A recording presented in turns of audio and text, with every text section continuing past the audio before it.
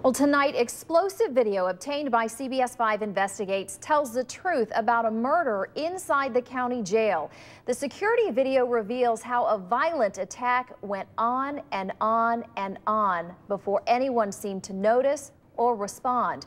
Investigative reporter Morgan Lowe is live with that story. Morgan? Christina, we need to offer a strong word of warning here. You are about to see someone get murdered. It is violent. It is disturbing. But this video tells a story the sheriff's office did not. You're looking at grainy surveillance video taken in the maximum security section of the Maricopa County Jail. On the right side of the screen, guards rush onto a second-floor walkway. They perform CPR on a lifeless and bloodied inmate. Down below, the accused murderer is cuffed. But what happened during the 20 minutes that led up to this scene is raising serious questions about just who has control over the jail, the guards or the inmates. Things can happen in a blink of an eye, you know, that it's uncontrollable. 20 minutes, that's not a blink of an eye. That's somebody didn't do their job. It was the night of May 1st, and surveillance cameras rolled as 5 inmates were having what appears to be a heated conversation in a jail rec room. The time is 8:12 p.m. At 8:13, they leave the room.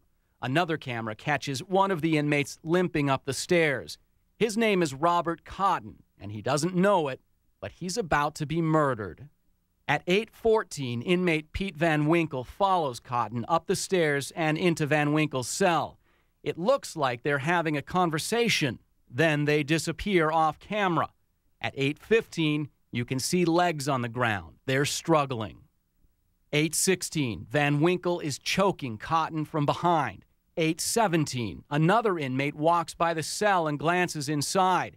He just moves on, and there's no sign of a guard anywhere. 8:19, Van Winkle starts smashing Cotton's head into the ground. He does this 19 times. Cotton is not fighting back. He's not even moving. At 8:20, Van Winkle begins stomping on Cotton's head. It's now been 5 minutes since this vicious attack began, and the jail guards are nowhere in sight. 8:24, and Van Winkle appears to be looking directly at the surveillance camera. Nobody's looking back. The attack continues for another 5 minutes. Then at 8:30, Van Winkle drags Cotton out of the cell and onto the balcony.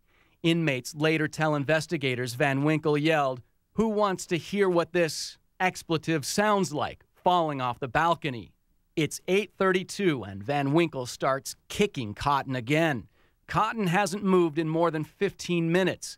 At 8:33, Van Winkle calmly walks away. He heads downstairs and lies down face first on the ground.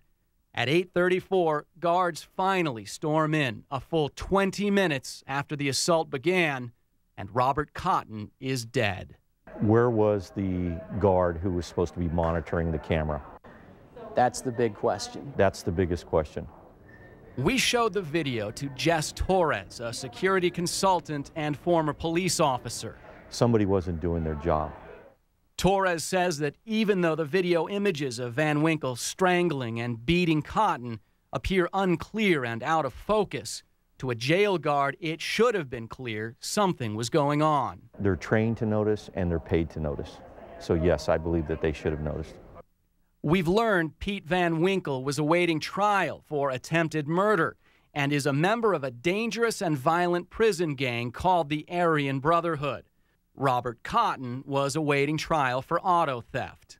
He was just Robbie. He was just another guy that had some hard times that was trying to get through them. Scott Appleby is Cotton's brother. He says Cotton was never violent, and although he was in jail, he had recently taken steps to turn his life around. He left behind 2 daughters, one of them with special needs. I talked to him 2 nights before he died. If there was any inkling of him being afraid or that somebody was after him, he'd have told me. Inmate interviews in this 500-page sheriff's office investigation point to one possible explanation for the killing. Van Winkle was working for the Aryan Brotherhood and was sent to the cell block to beat up Cotton because Cotton refused to beat up another inmate. The investigation leaves several questions unanswered. What was said in the rec room before the murder? Was this an Aryan Brotherhood trial? Why would Cotton voluntarily walk into the cell belonging to the man who was about to kill him? And why did it take 20 minutes for detention officers to finally rush into the cell block? Sheriff Joe Arpaio is in charge of the jail. He refused to talk to us about this case, but his office sent this news release the day after the murder. It says nothing out of the ordinary appeared to be happening in or around that cell. But once Van Winkle dragged Cotton out of the cell, detention officers rushed to the scene. The video tells a different story. Even if the guards missed the first 15 minutes of the beating inside the cell, it still took them 5 minutes to respond after Van Winkle dragged Cotton out of the cell. I think they know what went wrong here. Now, whether they correct it or not is going to be something else. We've now learned the detention officer who was supposed to be watching the video monitors was talking on the telephone during the attack. Pete Van Winkle is charged with first-degree murder. The county attorney is seeking the death penalty. Robert Cotton's family has filed a $2 million claim against the sheriff's office. I'm Morgan Lowe for CBS 5 Investigates.